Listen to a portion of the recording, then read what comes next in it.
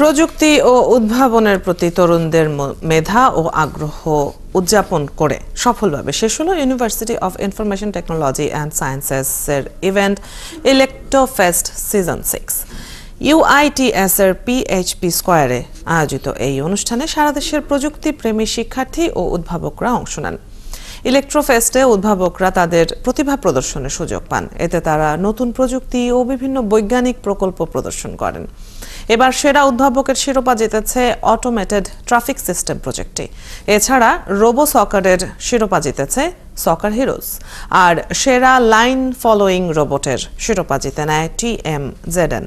এছাড়া ছিল indoor outdoor গেমও। আগামী বছর আরও বড় পরিসরে এই আয়োজন করার ঘোষণা দিয়েছেন আয়োজকরা।